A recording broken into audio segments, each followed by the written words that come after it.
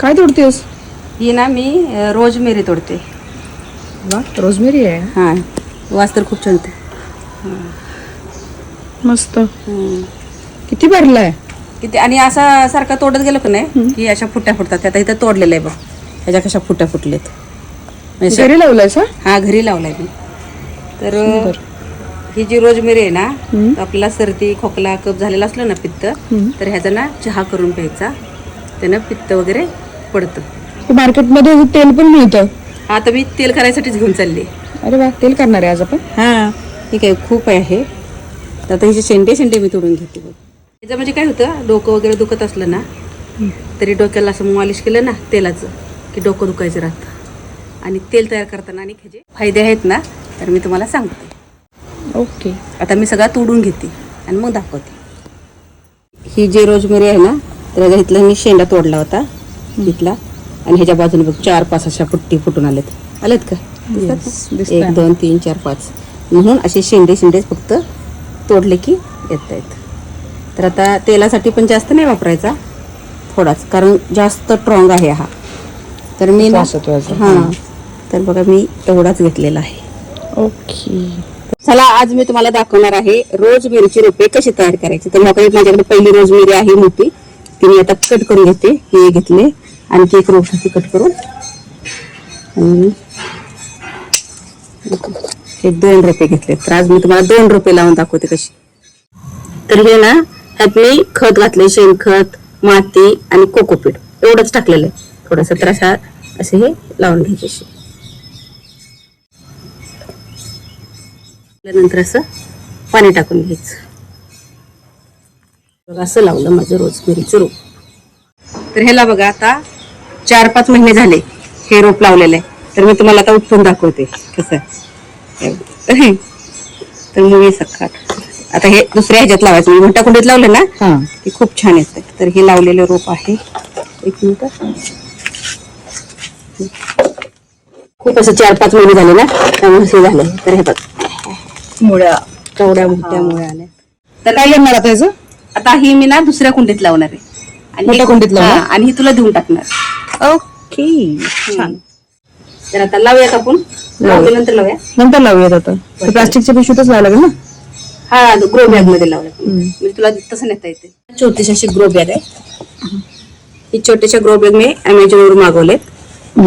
Kitchen मध्ये ठेवायला, कारण हा किचन मध्ये ठेवला ना आपल्याला चहात वगैरे टाकता येतो, किंवा खूप जण घरात देता येतात ना झाडं छोटे छोटे देता येतात. बरोबर. हा, बरेच जण. तर जी शेंगाची ट्रपाला आहेत ना, कारण खाली पाणी वगैरे असं गळतं ना, तर असं जरा वल्लावा राहतो. तर शेंगा मी खाल्लं ना की ट्रपल टाकून देत नाही, असे ठेवून कुंड्यांच्या खाली. ज्या गोष्टी उरलेल्या मी काहीच टाकून देत नाही, सगळ्याचं किचन कंपोस्ट असं टाकायचं. पाणी कसं जातं मग ग्रो बॅग मधून? छिद्र पडले की खाली होते. अच्छा, छिद्र आहेत, छिद्रातून पाणी येतं. हा, छोटे छोटे अशी एवढीशी टाकून घेतली अशी, नाही का? ओके.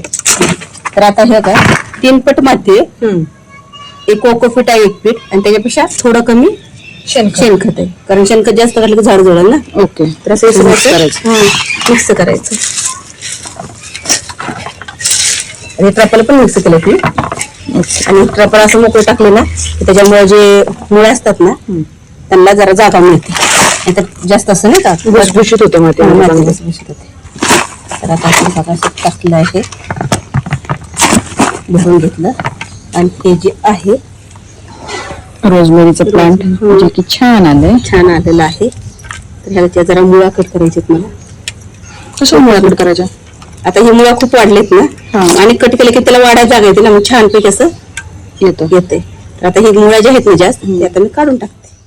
मुळ्या अशा काढून टाकायच्या, कारण दुसऱ्या मुळ्या छान येतात ना, पसरायला जागा मिळते आणि झाड पण छान राहतं. हे बघा, अशा मुळ्या काढून टाकायच्या.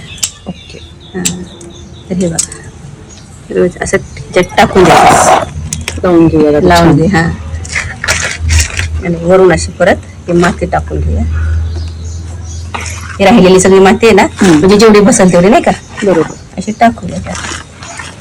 एवढीच किती छान आहे. असे ग्रो बॅग आपल्या किचनची छोटीशी असते, कडाप असते ना, असे ठेवता येतात. छान दिसत. आणि वेट पण जास्त नाही ना. हा, तेच की, दिसायला पण छान, वेट पण कमी, आणि पाहिजे तेव्हा आपल्याला काढता येतात. त्याच्या शेंडा तोडला ना की परत आपण दुसरं झाड लावू शकतोय. ओके. हा तर यापासून टाकून पाणी थोडस टाकून द्यायचं. तर बऱ्याच जणांना असा प्रश्न असतो की रोजमेरीचं झाड कसं लावायचं आणि आम्हाला लावायला भेटत नाही, नर्सरीत नाही, बिया वगैरे नाही कसं.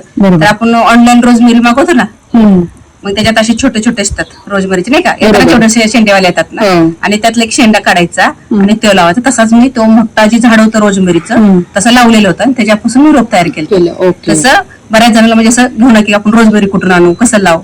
नर्सरीमध्ये नाही मिळालं किंवा काही मिळालं नाही तर जे रोजमेरी ऑनलाईन घेऊन लावू शकतो. थोडस जरी भेटला तरी, कुठेही तुम्हाला रोजमेरीचं एवढंसं जरी प्लांट भेटला, थोडं काढलं तरी येतं लगेच. अशा प्रकारे आपण रोजमेरीचं झाड लावलेलं. बाय, भेटू आपण पुढच्या व्हिडिओमध्ये. तुम्हाला कसं वाटलं मला कमेंट मध्ये सांगा. हाय, काय करतेय? तू म्हटली ना डोक्यात कोंडा झालाय, मग लागलं तर रोजमेरीचं तेल करायला तयार. अरे वा, हे काय साधं खोबरं तेल घेतलंयस ना? हा, हे काय आपण आणलेलं, डिमार्ट मधून आणलेलं. पॅराशूट हे सगळ्यांकडे असतं. हा, माझ्याकडे ऑलिव्ह ऑइल पण आहे, पण ते सगळ्याकडे नाहीये, म्हणून मी खोबरेल तेल घेतले. पण खोबरेल तेलामुळे पण छान केस होतात. आपण नेहमी तेच वापरतो. ही माझ्या झाडावरची गच्चीवरची रोज मेरी आणि 4-5 लवंगा घेतल्यात आणि थोडीशी मेथी घेतली. ओके. हा, तर लवंगामुळे पण आपला कोंडा डोक्यात जातोच.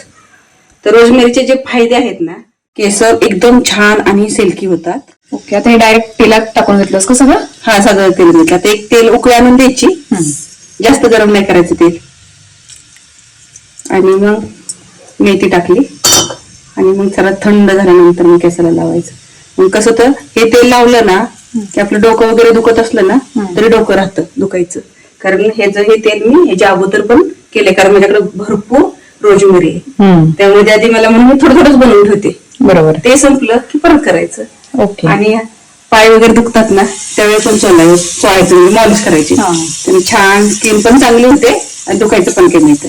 तर आता मी गॅस बंद करते. ओके. बस, जास्त नाही करून द्यायचं, नाही त्यातलं सगळं अंश निघून जातो. आता बंद केला, हलवते जरा.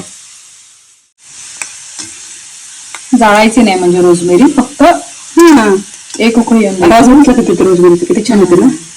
कारण चहा जरी करायचं म्हटलं तर नाही तर रोजमेरी आणायची, चहा गरम पाणी करायचं, त्यात हे रोजमेरी भरपूर टाकायची आणि थोडा रोजमेरी टी नाही गुळ टाकायचा त्यात आणि थोडा लिंबू पिळायचं. काय मस्त लागतं ना. ठीक आहे, आता छान झालंय ना हे? हा, छान झालंय बघ. आता हे असंच भरायचं. हा, थंड झाल्यावर एका काचेच्या बाटलीत भरून ठेवायचं आणि आपल्या डोक्याला लावायचं. झालं मम्मी आता तेल करून? हा, हे असं झालं करून. तर दुसरी एक माझी पद्धत आहे. तर माझ्याकडे खूप असं ऊन येतं, तर मी काय करते, रोजमेरी आणते आणि काचेची छोटी बाटली घेते आणि ती मी रोजमेरी त्यात टाकून त्यात लवंग पण टाकते आणि मेथी वगैरे नाही का, आणि झाकण लावायचं आणि उन्हात ठेवायचं किंवा पांढऱ्या कापडावरून असं बांधायचं. झाकण का लावायचं, पडली तरी बाटली तेल सांडू नये म्हणून. आणि 10-15 दिवस ठेवायचं. मग रोज जरा हलवायचं, असं खालीवर करायचं आणि डोक्याला लावायला मस्त होत.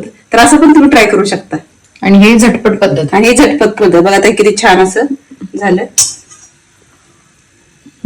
हे काय मस्त वास येते पण ह्याचा. तर आपल्याला कसं म्हणजे आता मी म्हटलं कसं ते लावतो बघा, छान असं गरम गरम. म्हणजे माझी केस पांढरी झालेली, काळी होते. हा, काळी होतात का नाही हे नाही माहित, पण केसातला कोंडा नक्की जातो.